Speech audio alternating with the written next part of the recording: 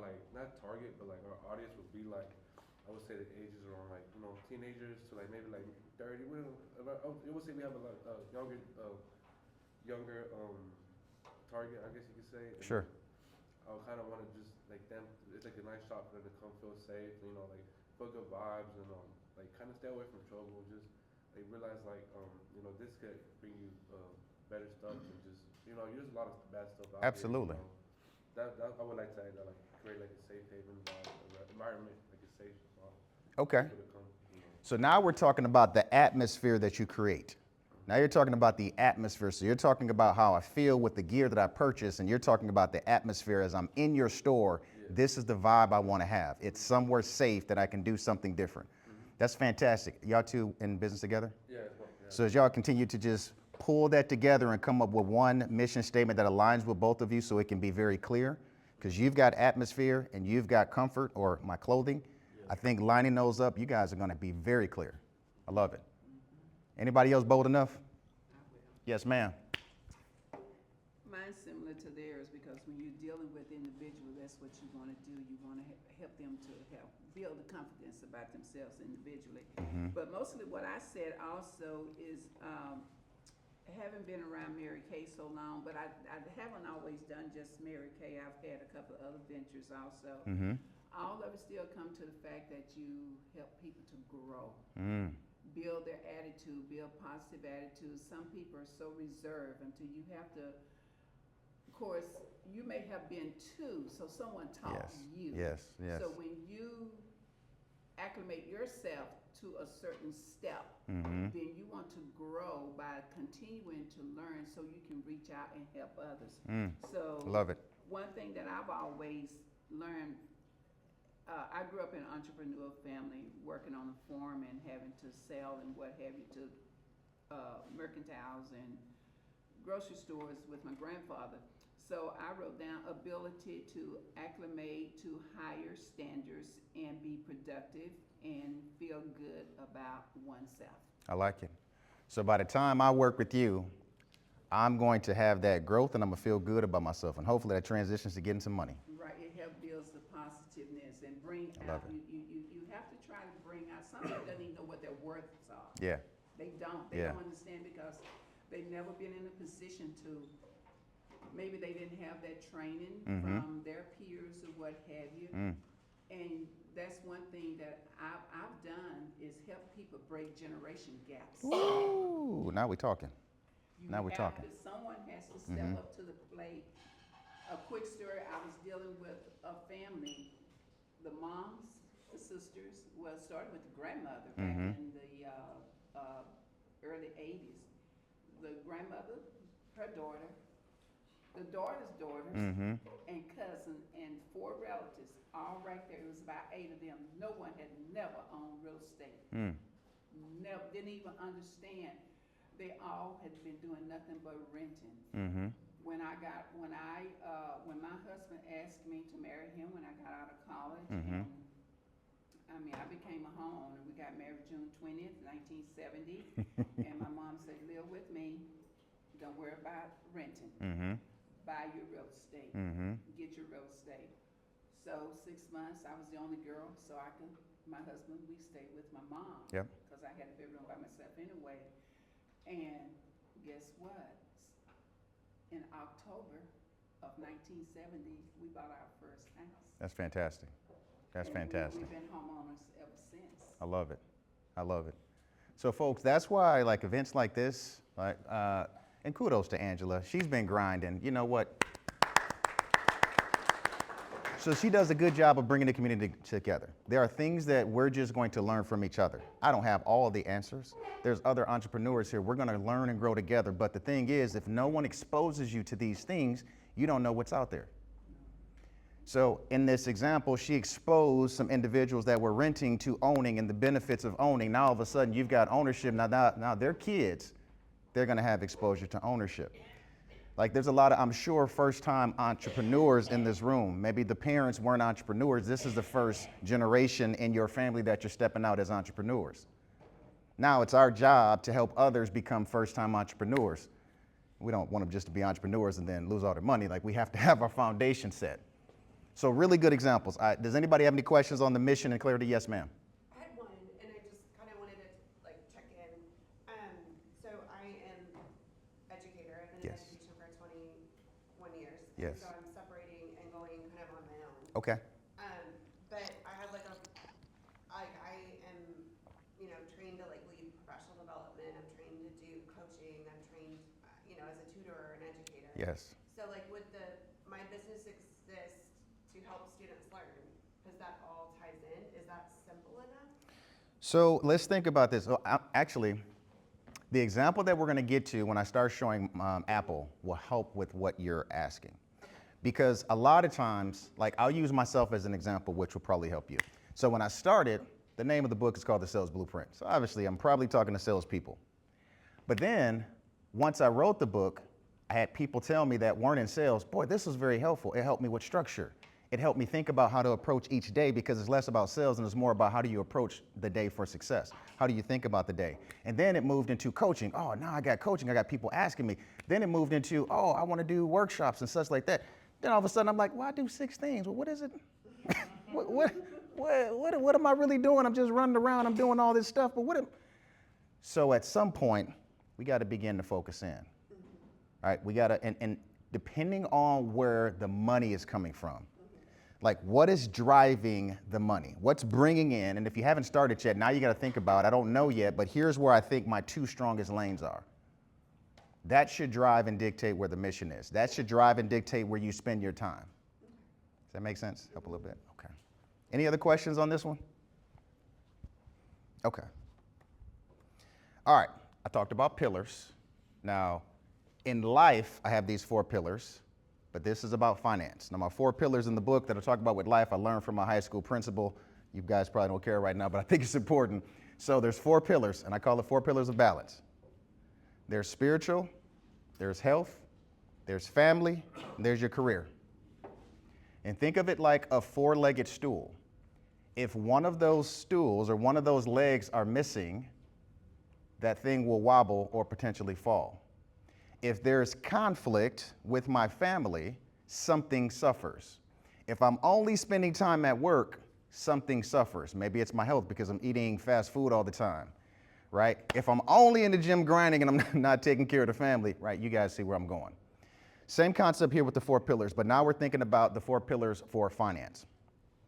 And these are pretty straightforward. We're going to go in depth. But you got revenue. Pretty simple is where the money comes from. Then you got expenses. Where's the money going? You've got profit, which is what stays. And lastly, you got reinvestment, is what grows. So those are the 4 pillars. Now, let's take each pillar and begin to dissect these. Let's start with the first one, which is revenue. Now, revenue, going back to what we just talked about, thinking about what's driving the money in, what's bringing money to your business. That's the revenue side. So first and foremost, we have to identify the income streams. Myself as an example, it started with the book, then it moved into some merchandise, then it moved into some other things. But with all that being said, there's a couple of avenues that are strongest for me. So using the vintage store collection. Again, maybe it's the clothing, I'm sure it is clothing driving it, but maybe there's other things that you say, we got multiple revenue streams, or there's potential additional revenue streams that we can do as we create this vibe that we're looking for. We have to be able to identify that to understand where the revenue's coming in. We got to know our 80-20 drivers. I'm going to pause on that and I'm going to come back because I got a separate slide for 80-20 drivers. But that's important. That is very, very important. We have to be able to track our revenue, track where the money is coming in from. Using my real estate example, when I was going door to door collecting rent, I wasn't tracking the money. I knew the money was coming because I was collecting it.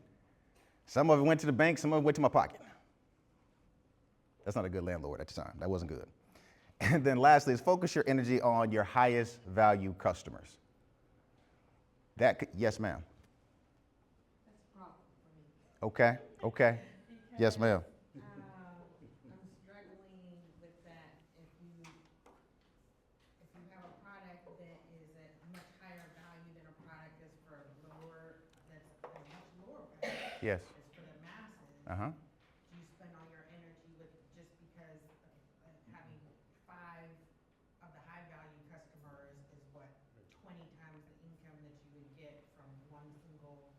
low value customers. I do. So I'm trying to. We're about to jump into this. That's a good one right there. All right, so you're actually leading me where I want to go next. Okay, so let's talk about the 80-20. The 80-20 driver is going to help, and I'm sorry this is kind of small. It's a lot of stuff to put in one slide. Okay, but I'm gonna walk you through it. So the point of this thing, thinking about this, especially if you have multiple products that you sell, most of your revenue is going to come from a small subset of things. I'm going to use Apple as an example next slide. But number one, think about your top customers. So going back to tracking the money, who are the top customers? To your example, if those top 4 customers are bringing in 70% of your revenue, you know where I want to spend my time? I can't be everything to everybody. I can't be the Bugatti and the Toyota of the world. I got to pick a lane, and I got to be good at that lane, whatever it is. So if I got both of them, if I have a Maserati in my fleet and I got a Toyota, like that's a lot. I'm stretched thin. So it's up to me or up to you to figure out, here's where the income's coming in. Maybe I should spend, that doesn't mean I leave these 20% alone, but where do I focus my marketing, my investment dollars to get more? How do I get more referrals from that team that's bringing me more revenue? Every big company goes through this. I'm in corporate America right now. We've got 20% of the customers represent 80% of the revenue. Most companies are like that, especially technology. So you got a handful of customers that typically buy the most stuff, and then you got a handful that are the top referrals. Those are the ones you want to spend your time with because that's where the money's coming in. Now, second, you want to think about your best products or services. So first is your customers, your top customers. Now, 1 or 2 offerings typically drive the revenue, especially small businesses. Unless you got 50 products you sell and all the products are different in prices and scale. And then the next thing is the highest return activities. Now think about marketing. Think about where I want to spend my dollars. Think about the networking events. What actions are bringing the sales in? It's 10:28 a.m.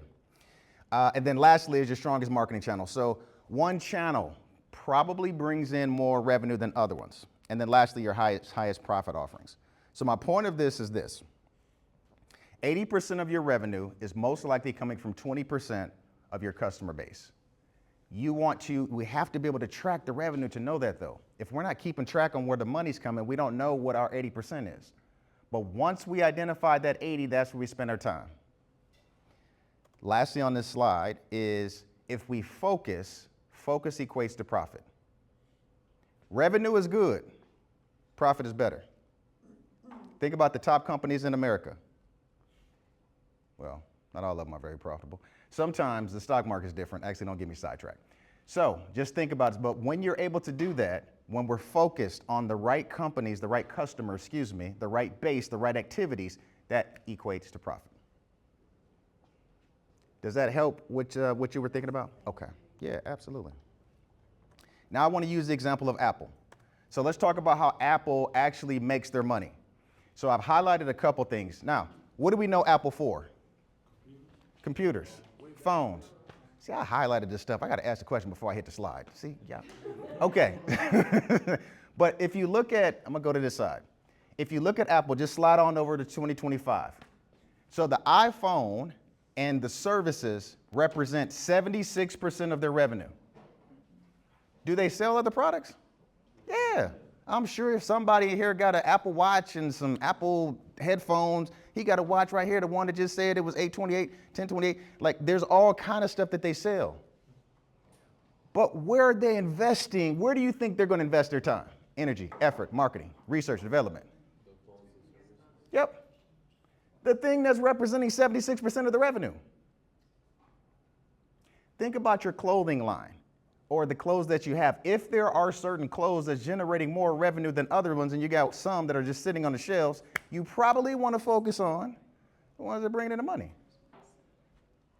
So this is what Apple is doing. They're looking at it very, very similar to what we're looking at. You spend your time marketing energy on the products that are paying you the most money.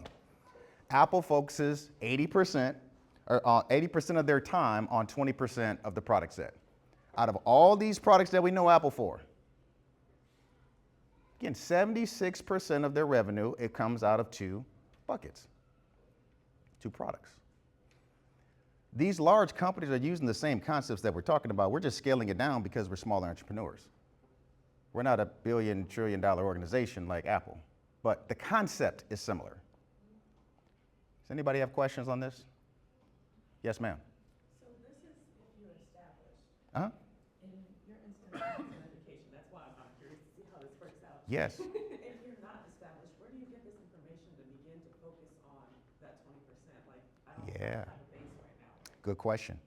So when you're in the phase that I'm not out yet, I don't know what I don't know. So I've got to do research. I got to find a company, so maybe find an entrepreneur that's doing something similar to yours.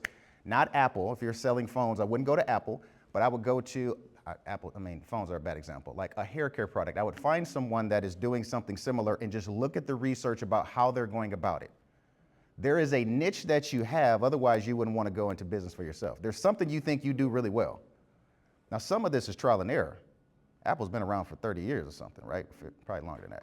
They've been around a long time, so they've established a track record. They know the details.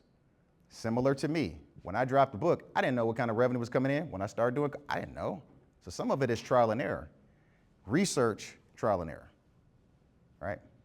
Start with your hobby, Yeah, yeah. whatever you like, interest, or what have you. Mm-hmm. I mean, there's tons of stuff on YouTube. Yes. There's even a free, crafty thing to help you start interior decorating. And Yes. I'm getting ready to start a lawn care business. I'm working on it now.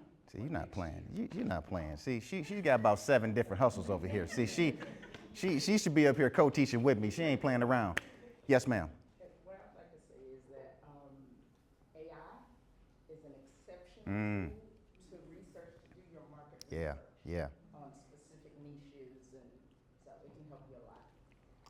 Do you put in like the specific, like I use AI for like everything, but like did you put in like the specific area, like geographical So area? you can search geographically for a specific niche. If you're doing educational consultation, Pretty much. then put, in the DFW area, Mm-hmm. give me the top 10 educational consultants. Mm.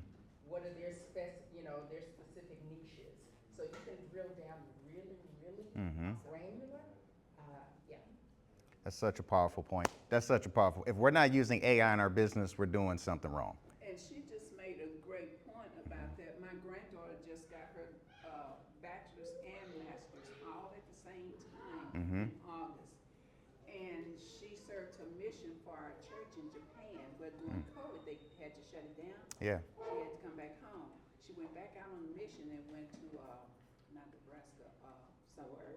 Okay. Oregon. She went to Oregon. That's Okay. where they sent her. While COVID was in existence, she was on the computer. She was teaching English Mm. to the Japanese Mm. in Japan. Mm. And now that she's out, she's doing 7 different things. She said, Grandma, I'm gonna be just like you. I said, no, you don't want me. I don't want you to be like me. I want you to be better than me. Yeah, there it is. Well, then she got married a couple of months ago. Mhm. Her husband tell her, yeah, you can be better than what she is. She's going on 80 years old. Mhm. However. Yeah. So look at the difference in the time that, now I'm not familiar, my son is teaching me about AI. Mm-hmm. But all these programs that are in existence now, you can have multiple income. If Mhm. you don't know what to do, like I said, think of your hobby. Yeah. Or just get interested in something. We're living in a time now with technology, no one should be without making at least